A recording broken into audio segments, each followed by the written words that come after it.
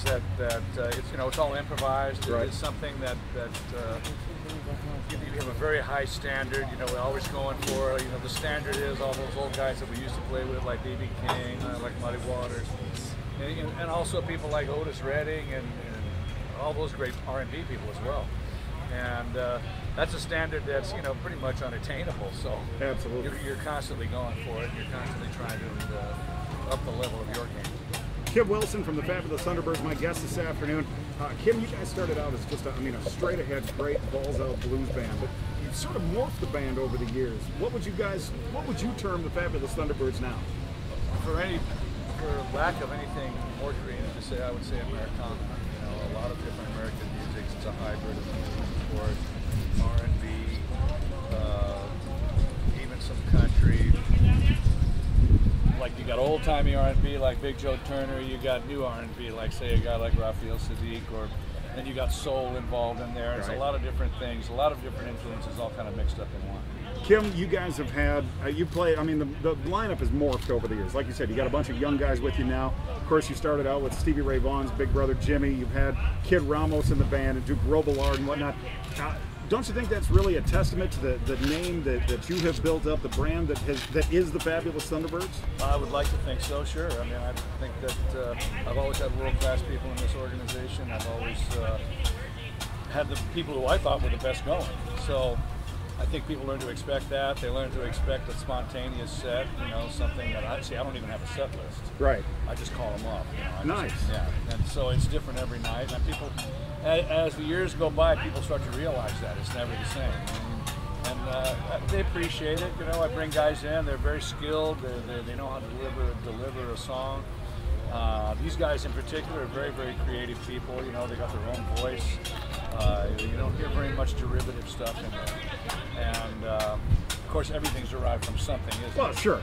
But I think that these guys really have their own voice, and they just, you know, the initial philosophy, kind of the unwritten philosophy of this band was we just spit it out. You know, we don't learn things directly off records. Well, we do when we're like 18, but we just spit it out, and it's totally improvised. And even when there's something with an arrangement, like a Toughen Up or a Wrap It Up or something like that, still everything inside there is improvised. So it's a cool way to live as a musician, and it's something I have to have at this stage of my life. Keeps it fresh every night for you guys. Absolutely. You know, it wouldn't be fun if you're doing the same set list the same way every night.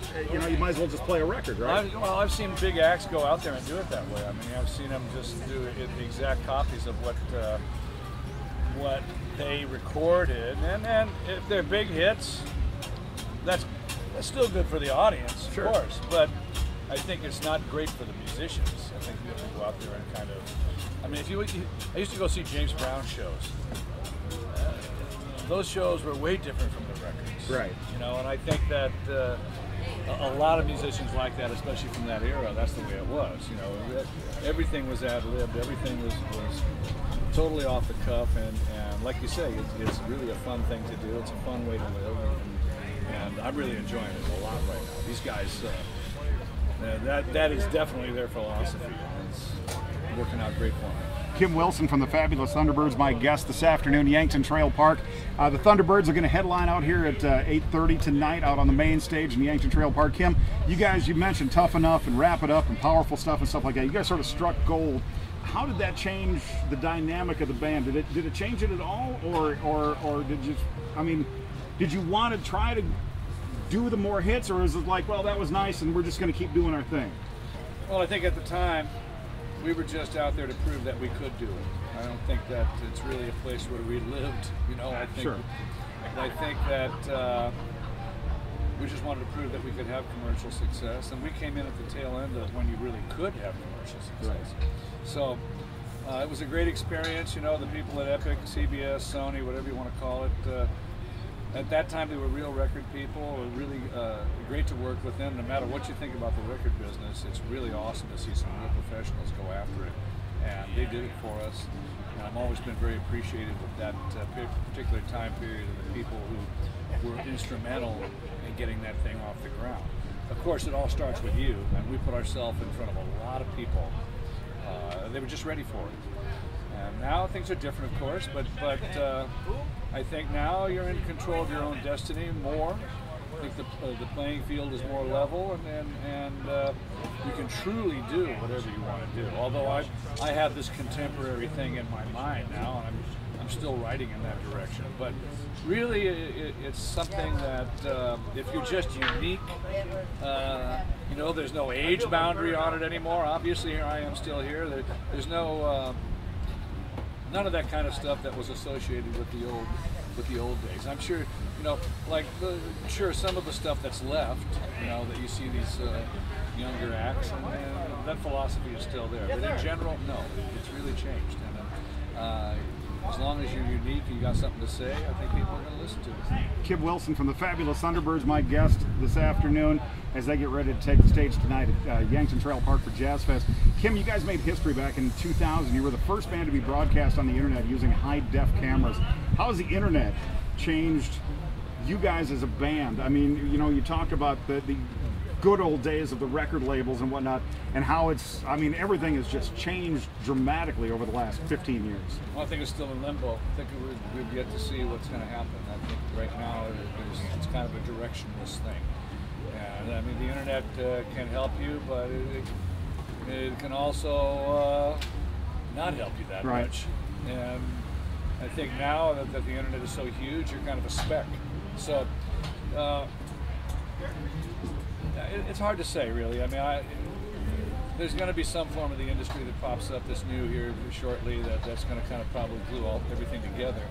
As of right now, you know, I mean, of course, the people at radio like you, you're few and far between these days, you know, and you know, all the internet stations are coming up. You know, how do people get paid on that? I mean, how do you influence those people? You know, I'm kind of an old-fashioned guy. I kind of like to hear a DJ, you know. Yeah. I kind of like to hear things like that. But, you know, all we can do is wait and see. You know, I think it's just in limbo. And things are changing so rapidly that no one can find a definite way to go. I think what really pushes the needle, though, is just seeing a great live show. Well, that's what it's all there for. I mean, everything, traditionally, sure, if you sold records, great, but really, a CD, album, download, whatever it is there to promote your live show. And it's all about promotion. And that's one thing that the major labels were very good at. If they decided to get behind you, they could get it on anything. But what's stopping you from doing it yourself? Right. You know what I mean? What's stopping you from hiring a publicist, you know, finding a distributor, or just putting things on iTunes, or having people download off your own site, or keeping the hard copies to sell at the shows, or to distribute to whatever retail is left? Not much. Not much, absolutely. So I think then, you know, if you can afford to do that, you know where every cent is going that you spent. Right. You know? And that's really an issue with all labels, is what exactly, where is the money going? Where did it go? Yeah. I'm dealing with it right now. I'm doing a forensic accounting right now. And audits and all that stuff, it's just part of the game. You have to do it if you're with a label. You have to audit people, especially on a major label. So, and you're always turning up the major money that they just forgot about, or they conveniently to neglect, and it's you know, of course, they're always accruing the interest on the money that they keep. Absolutely, absolutely. Kim Wilson from the fabulous Thunderbirds, our headliner tonight out here in Yankton Trail Park. Kim, for people coming out, getting off of work this afternoon, getting ready to come out, what kind of show are you guys going to put on for them tonight? A lot of energy. Whatever they want. You know, we're going to be playing some blues for them. We're going to be playing some rock and roll for them. We're going to be playing some R&B kind of stuff for them. You know, I'll just feel them out and see what direction they're going in, and I'll call my set off that way. Sounds like a great time tonight. It's going to be here, Yankton Trail Park, 8:30 tonight. Kim Wilson, the fabulous Thunderbirds, it's been an honor. Thank you so much My pleasure, for taking some time. We appreciate it. Thanks for having me. Back in minutes on B102.7.